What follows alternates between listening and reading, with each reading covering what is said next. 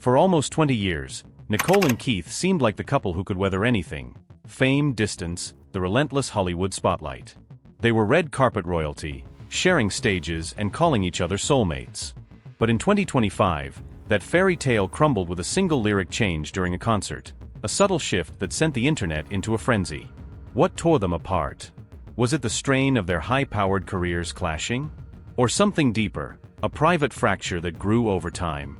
Fans dissected that viral concert clip, searching for answers in Keith's voice, Nicole's absence, the void where their love once thrived. The truth, though, isn't about scandal. It's about two people chasing peace in a world that never stops staring. Stick with me, this story's worth hearing. Nicole's first love, Tom Cruise and lasting wounds. Before Keith, Nicole lived a love story that shaped her and nearly broke her. It was 1990, and at 23, she was a rising Australian actress, red hair, raw talent, and a heart full of dreams.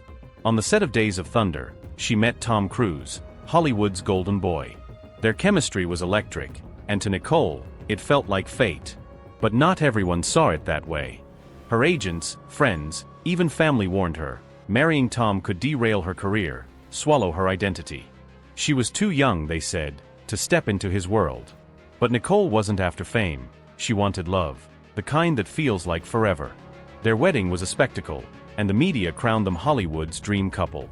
They adopted 2 kids, Isabella and Connor, and for a while, life looked perfect. Nicole once said Tom made her feel safe, like she belonged in a fleeting world. But that safety came at a price. Slowly, she became Tom's wife, her own spark dimming under his shadow. In a later interview, she confessed her 20s felt like living in a bubble, where love and control blurred together. Then, in 2001, Tom filed for divorce out of nowhere. Nicole was blindsided. The woman who'd poured her heart, trust, and career into their marriage was left alone. The divorce didn't just end a relationship, it fractured her family. Her kids grew distant, a wound she carried quietly for years.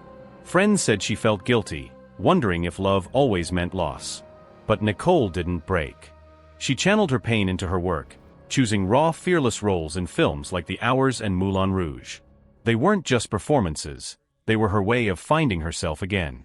Still, a part of her stayed fragile, craving a love that felt like home.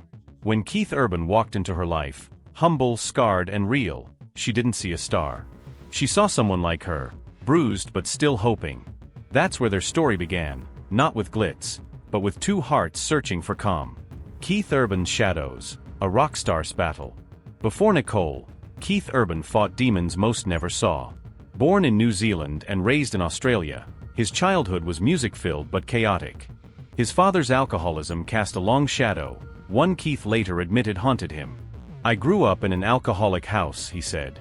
"It took me years to realize I was wired the same." That fear, of losing control, of becoming his father, followed him. As his country music career took off in his 20s, so did the pressure. Keith was charming, talented, a Nashville standout. But behind the smile, he leaned on alcohol and drugs to quiet his restlessness. "I thought it made me creative," he once said with a bitter laugh. "It just made me lost." His relationships reflected that chaos. He dated model Nikki Taylor and later Laura Sigler, who called him magnetic but unready to settle. Keith was always chasing peace he couldn't find. By 1998, his life spiraled. Friends and family pushed him into rehab, his first real reckoning with addiction. He emerged to release his debut album in 1999, a modest hit. But old habits clung tight. The early 2000s brought professional highs, awards, sold-out tours, but personal lows. The stage was his escape, drowning out doubt with applause. Yet when the lights faded, loneliness hit hard. Fame doesn't fix you, it just hides the cracks. When Keith met Nicole at a 2005 charity gala, he was barely holding on. Her calm cut through his storm. "I thought she was way out of my league," he later admitted. For months, he held onto her number but didn't call, scared of what real love might demand. When he finally did, their connection was instant. Nicole saw his sincerity, a rare thing in her world. They talked for hours, about life, fears, dreams. For Keith, it was the first time he felt truly seen. For Nicole, it was a chance to be more than a Hollywood icon. But even as love grew, Keith's addiction lingered, waiting to test them both. The spark that started it all. June 2005, a glitzy charity gala. Nicole, radiant and healing from past wounds, was an honoree. Keith, guitar in hand and half shy, performed. It could have been a fleeting moment, small talk, then back to their separate lives. But something clicked. Keith later said he couldn't believe someone like Nicole would notice him. He kept her number for months, too nervous to call, afraid of opening himself up. Nicole, though, was smitten. "I had the biggest crush," she laughed on the Ellen DeGeneres show, but he didn't call for 4 months. When he finally did, they talked like they'd known each other forever. No masks, no pretense. Just two people who'd survived chaos and wanted peace. Their chemistry was quiet, but undeniable. Friends called it effortless, like they were meant to find each other. Nicole saw in Keith a gentleness she craved, someone who stood beside her, not above her. For Keith, Nicole was a mirror, showing him the man he could be. "She was what I'd been searching for my whole life," he said.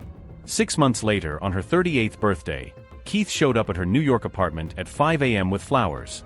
No cameras, just a gesture that said everything. "That's when I knew he was the one," Nicole told People. Their love wasn't just sparks, it was two broken hearts believing they could heal together. But even the strongest promises get tested, and theirs was about to face a storm. A whirlwind love and early cracks. Nicole and Keith didn't wait long. They met in 2005, got engaged, and by June 2006, they were married in a candlelit Sydney ceremony. It was intimate, elegant, at St. Patrick's Estate in Manly. Nicole glowed in a Balenciaga gown, not as a star, but as a woman at peace. Keith, who once felt unworthy, stood by her side, whispering "I love you" before she reached the altar. It was a promise to start fresh. Nicole burned her old diaries, letting go of past pain. "My life before Keith was about obsession, loneliness," she said. This was different. Keith called their bond dangerous and raw, a love that transformed him. But 4 months in, cracks appeared. Keith's sobriety, solid when they met, began to waver. His old demons crept back, and Nicole faced a choice: walk away or fight. She chose to fight. In October 2006, she staged an intervention with close friends. It wasn't loud or angry, it was love, desperate to save him. Keith entered the Betty Ford Clinic for 3 months. "I thought I'd lose her," he later said. But she stayed. Nicole shielded him from the media, staying silent while tabloids buzzed. Friends called her resilient, though exhausted. When Keith came home in 2007, he was fragile but sober. Nicole welcomed him with patience, and they retreated to a Tennessee farm, choosing quiet over fame. For the first time, they could breathe. But beneath the calm, fragility lingered. Keith's past and Nicole's scars, a quiet reminder that love, even true, isn't always enough. The intervention, love against addiction. 4 months after their wedding, reality hit hard. To the world, they were perfect, glamorous, in love. But Keith was slipping. Nicole noticed the signs: late nights, odd behavior, attention only those closest saw. She'd been here before, loving through chaos, but this was her husband, and she'd promised forever. By October 2006, she couldn't ignore it. With friends, she staged an intervention, not out of anger but love. Keith agreed to rehab, a 3-month stay at Betty Ford. "I didn't know if she'd wait," he admitted later.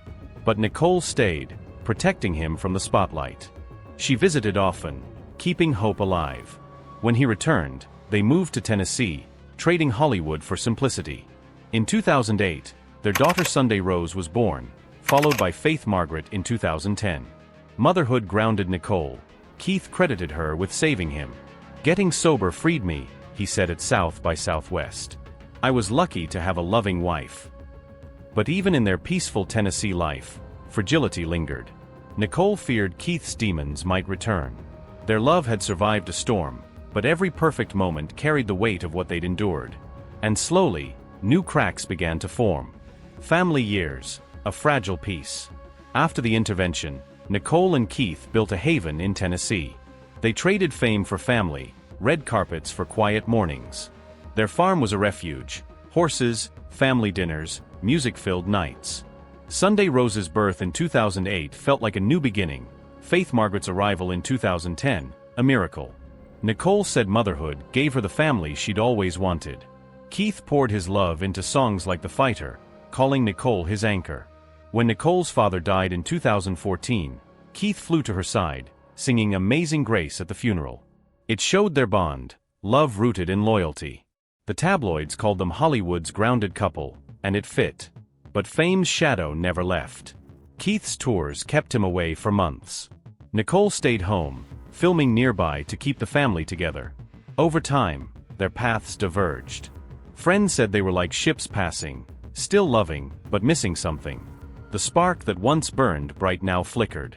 On their 19th anniversary in June 2025, Nicole posted a photo with Keith, captioned "Forever My Love." Fans cheered, but whispers grew. Keith seemed distant. A radio interview days later turned awkward when a host asked about Nicole's on-screen love scenes. Keith froze, the call cut off, and the moment went viral. By summer, they were rarely seen together, Nicole at events alone, Keith in studios. Silence spoke louder than denial. The peace they'd built was crumbling, not with drama, but with quiet distance. The end, heartbreak and headlines. By September 2025, the news broke: Nicole and Keith had separated after 19 years. People confirmed it on September 29th, with Nicole filing for divorce the next day. Insiders said she fought to save the marriage, but the emotional gap was too wide. She was hurt, betrayed, yet graceful. Keith stayed quiet, offering only a vague concert speech about letting go with love.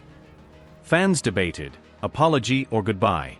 Speculation exploded. TMZ claimed they'd lived apart since summer, Nicole in Nashville, Keith in a downtown apartment. Star suggested their intimacy faded years ago. Social media buzzed with theories: touring, jealousy, time's erosion. Gossip reporter Rob Shooter hinted at Keith's rumored links to other women. The narrative took shape: loyal wife, drifting husband. True or not, it stung. Nicole didn't fight back. No interviews, no tears, just silence. Friends said she was wounded but composed, focusing on her daughters. She was seen at church in Nashville, a mom shielding her kids from the noise. "She's done chasing closure," a friend told Entertainment Weekly. Peace matters more. Keith, meanwhile, carried guilt. Friends said he knew what Nicole had done for him, a weight he'd bear forever. By October, divorce papers were moving forward. Their love, once unshakable, became another Hollywood story. But the truth was quieter. Two people who loved deeply couldn't carry the weight of fame and pain. "She's heartbroken," a friend told Vanity Fair, "but she gave it everything." This wasn't the fiery end of youth. It was a quiet parting, two people wishing it could have worked. A pattern of love and letting go. Nicole's story has a rhythm. She loves deeply, often trying to save. With Tom, it was his control. With Keith, his chaos. Her love was a lifeline, keeping others afloat while she sank. Friends said she carried a need to fix the broken, not weakness, but empathy that exhausted her.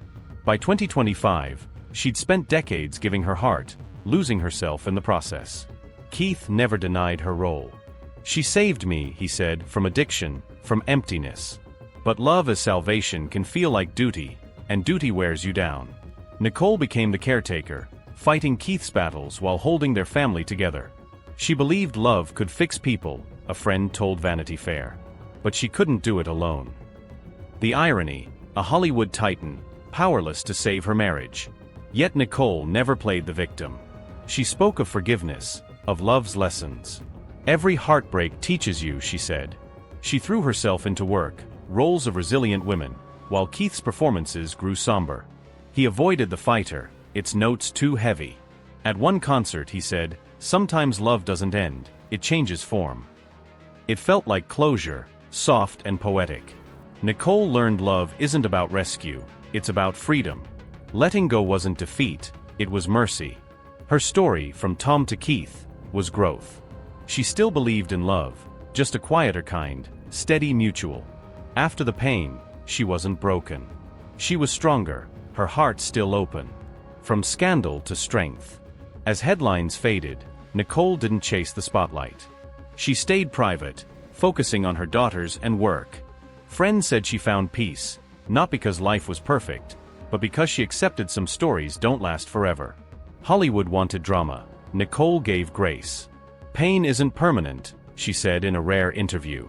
"You grow through it and let it go." Her story wasn't scandal, it was survival. Keith carried his own lessons, his music humbler, tinged with gratitude. Their love wasn't a tragedy, it was human. Two people healed together, then parted when the healing was done. Nicole learned love doesn't cage or consume, it steadies. "I believe in love," she said. "It just looks different every time." She didn't lose herself this time, she found herself. As Hollywood moved on, Nicole stood in her truth. Wiser, free, a woman who faced heartbreak and still chose hope. Some stories end not because they fail, but because their purpose is complete. Take a moment to reflect. Sometimes the best love stories teach us how to start again. And don't forget to subscribe for more human stories behind the fame.